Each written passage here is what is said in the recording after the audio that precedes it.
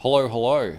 Thought I'd do a quick video because we've got a big announcement for Path of Exile today, being the Legion expansion that's coming out in the next 16 days. So what's that? June 7th, June 8th, it'll come out in Australia. Um, First of all, it pretty much looks like Melee is back, and in fact, I'm pretty keen to see what they actually do with some of the changes that they're going to make.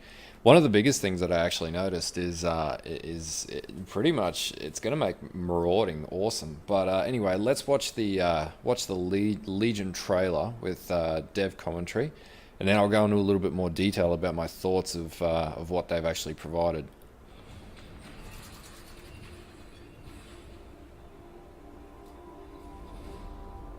In the heat of battle, a single moment may fill an eternity. And in the blink of an eye, an eternity passes, and the battle is won or lost. So already with this, like compared to the synthesis trailer, where they have like Cavis and whatever, this actually looks a lot cooler, and like there's actually probably some better lore behind this, which I'm pretty keen to see. But we'll keep going. So that move that they did there, it actually looks like there's like a hook sort of move attack or something like that now. So you can actually latch onto something and gap close, which is pretty cool.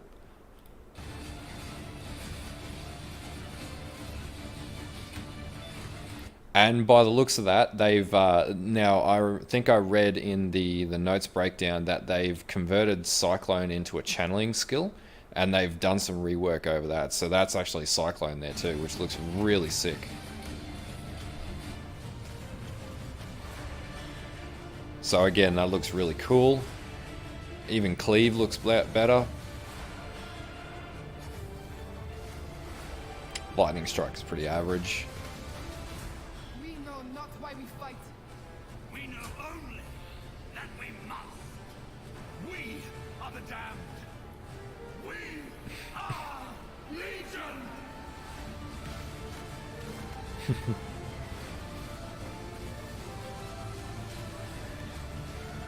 There it is again. I don't even know what that is, but that looks awesome.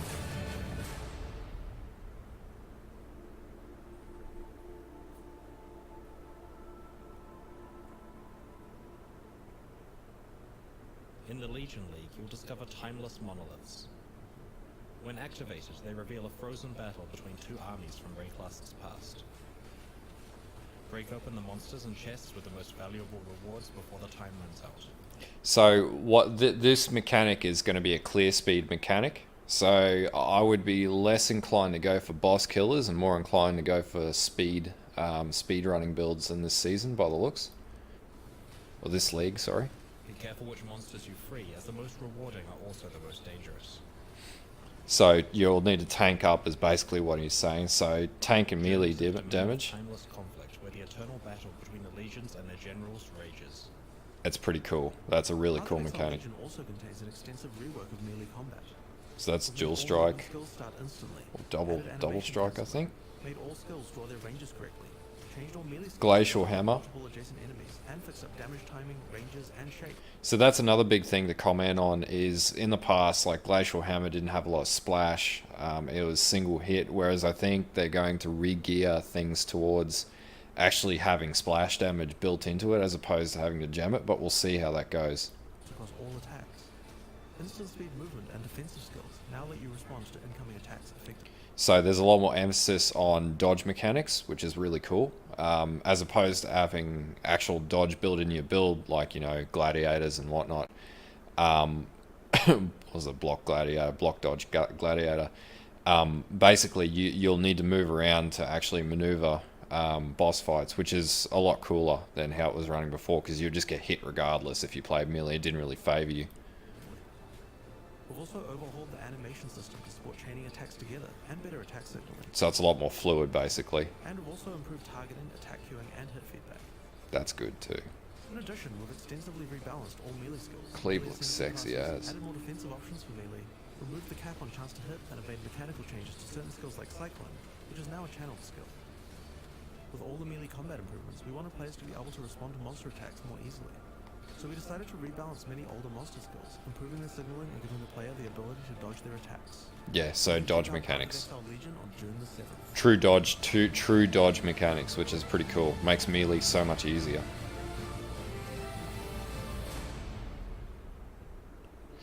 Alright, so this is going to be an awesome season. I'm probably going to go, I know what build I'm going to do for this season. I'm going to do 2 builds actually, but I'll go into that further. So if we have a look down the page, basically they're giving us a bit of lore in the breakdown. These monoliths will be basically our in map and whatnot locations where we'll travel to and basically loot. I'm sure there'll be some sort of end boss as well. Timeless conflicts. So it looks like we get basically shards, which then create these emblems, and then that'll go into the map device. And looks like we'll end up in a domain of timeless conflict, which will probably be like a ridiculous amount of enemies running at you trying to kill you sort of mechanic, which looks pretty cool. So this should add some really interesting shit.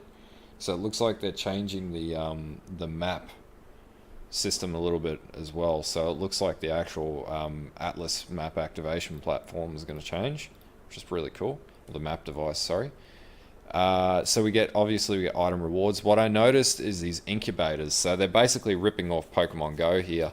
And pretty much you get a drop after you kill 1,000 monsters, after you kill 500 monsters, after you kill 5,000.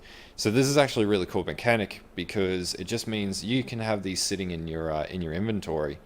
And, you know, you could be farming away and whatnot, and then, you know, you'll be able to get a random drop unique or something like that, which is really cool. I don't know what so that looks like obviously currency, divination cards, and Harbinger incubators. So I'm interested to see what Harbinger items. I'm interested to understand why they must be the specific shards for Harbinger, unless they come under standard currency, and maybe this is something else. So I'll be interested to see what actually comes out of this. It might be the Harbinger pieces that you can craft into the complete items. Also looks like there is a incubating weapon type as well. So I'm interested to see what actually happens because. So. Does that mean, and this is a really good question that I'll have, and I guess we'll find out soon enough, does that mean that this weapon augments as we kill things? Like, that's a really great question. And this here too, so incubating Harbinger item. So maybe so basically we enchant items with these incubators, and then it's attached to the weapon. That's what it looks like here. That's pretty cool. That just adds another layer of crafting here. But the problem that we're getting into with PoE crafting is we're having so many suffixes and affixes and X's of all sorts. It's going to be actually it's going to be hard to gear in a lot of ways because we're going to have so many attributes building up these weapons. It's going to be insane. But I'm sure we'll see what happens with this. I wouldn't be using these until you get to endgame mapping. Legion jewels. So there's new jewels. Passives are conquered by the Vow. So timeless jewels. So we've got 4 other jewels. I'm sure they'll do some reworking in the tree as well. Melee combat revamp. Obviously they covered off that in their run through there, but basically all melee is getting a full rework, which is long needed for PoE. And actually one of the things that detracted me from the last league was essentially it was spellcaster focus, and I'm not a spellcaster player, so I generally hedge towards melee. So this season is actually, I was really excited this morning when I was sitting at work and opened this up on my phone for the couple of minutes that I had to look at it. So this is really cool. New build archetypes. I don't necessarily think that there will be. I think they're overplaying this a little bit. Like, there will end up just being a crazy ass bloody build that we'll run with. But I'm pretty sure this rage skill actually is something that I'm going to play around with. New aura and support gems will further. And so let's hope that there's more rage enhancing aura sort of gems that we get to beef up dual hand builds, which I'm keen to play dual wield builds again. I don't really get this blood and sand skills thing. I read this earlier. Like Bladestorm looks like a new ability, and it looks like there's an emphasis on bleed skills. So I'll be interested to see what they actually come up with this. This is going to be really cool. I don't know if this is really going to be... This is basically how you play melee characters anyway, like defensive and mobility skills and whatnot. You gear towards the way that you play when you play melee, but we'll see how it goes. Obviously, in the trailer they did a quick run through, so it looks like they're basically revamping. I noticed a lot of the older campaign bosses, it's very hard to mechanically maneuver around in the early game, so you pretty much just have to face tank damage. So this is actually a really good change. New powerful items. So this Dark Dream, so Bone Helmet, Elder Item. I don't know why they're adding that, but okay. 10 Exalted Orbs. If you get this is going to be crazy. One of these will sell for whatever 1 Exalt, or an increment of 7. 10 divided by 7 will be one of these cards. Just getting one of these will pay for your gearing. That would be fantastic. This here I found really interesting because I want to do a zombie build, Zombie Mancer build this season too as my second build. So your raised zombies count as corpses. Raised zombie does not require a corpse, so you can basically raise zombies like skeletons. It's pretty cool, and they have 97% increased maximum health, and that's a level 31 item. So that's really cool for casters. This is basically just spanning 13% of it, or damage out over 4 seconds when hit. So it looks like a new attribute that they're bringing in, similar to the way that mana works when you take damage. So that's cool. Unaffected by poison could be useful. I don't really think it's imperative. Normally when you play melee builds, you either got a shit ton of leech or you got a shit ton of health regen, so poison doesn't really factor in. They've changed this so that it's got inner conviction. I don't know what that is yet, so I'm sure we'll find out. I don't really know what they've done with this. Just looks the same, but we'll see. Same with this, 2% of spell damage per 100. This sacrifice 4% of life when you trigger a spell. So it sort of looks like they've nerfed this in a way, but I don't know why this would apply to melee builds. I don't know, maybe you got an ES melee build that you want to run. Legion supporter packs, that's the new packs. That's pretty much the rundown for Legion. I'm actually really excited about this league. There's some really cool mechanics that it looks like they're trying to put in. Pretty much when I saw, in particular the details around the new build archetypes, this actually, number one, I really wanted to play a Berserker again. I haven't played a Berserker in a while, and I think it only, the stat on it was the most least played build in the Synthesis League, because everyone was running mage builds. So I think Berserkers are going to come back hard in this season, in particular with rage skill buffing. And I also think, I think based on what I'm seeing, bringing back the old sweep builds is going to be the way to go. Now, I don't know what changes they're going to make to this, and I'm not going to speculate what changes they'll make. I don't think they'll change this significantly downwards. I think this will get buffed. So I actually think a dual wield Berserker sweep build is going to be powerful as fuck. So we'll see how it goes. See, they haven't really done anything to this since 2.6.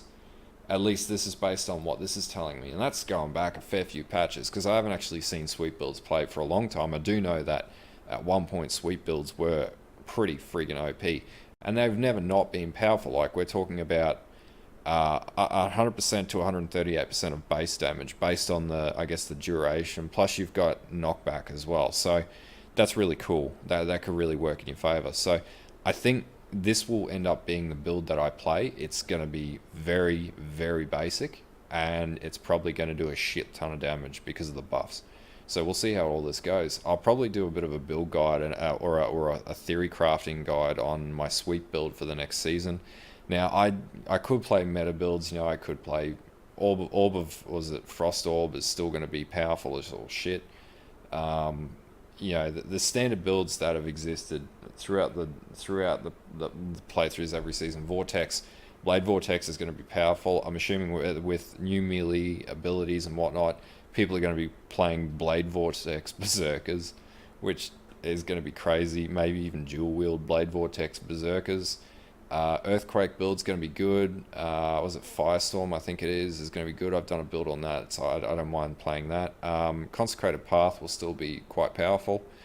You know, Juggernaut builds are going to really take off in this season, in particular with sweep builds and things like that. They may go well. I think it's going to be a balance between people playing champions because of the Fortify buff, Juggernauts and Berserkers. And you know, Gladiator, obviously dual wield Gladiators are going to be in there too. I think those builds will probably be where people play around with. I think people are starting to get sick of caster builds, so we'll see how this runs. They haven't done a good melee patch for a little while, so this one's going to be really awesome to get back in. I'm actually probably going to play. I dropped off halfway through or maybe three quarters of the way through the season, or 2/3 of the way through the last season, because I just got bored of the Synthesis League. I didn't really like the mechanics. So from looking at how this is looking, I'm actually really keen to see what they've done here. I'm really keen to play this. I understand melee builds a lot better than I do caster builds, so this is going back to some sort of basics, and it's just a really cool concept. It's not overly complex. I think they've learnt their lesson from the last league, where they basically made a really complex, you know, Settlers of the Catan, whatever map system, or you know, and it was difficult to follow and required a lot of farming and grinding, and the mechanic and payoff just wasn't there. Whereas this just seems like they're getting back to basics. When I saw this, it reminded me of Breach League almost. And basically that's what this feels like. It feels like Breach League all over again, and Breach League was fantastic. So we'll see how this plays out. Anyway, if you like my ramblings and this was informative and helped you in any way, shape or form understand what's going on in Path of Exile in 16 days, like and sub to my channel, and yeah, thanks a lot and good night.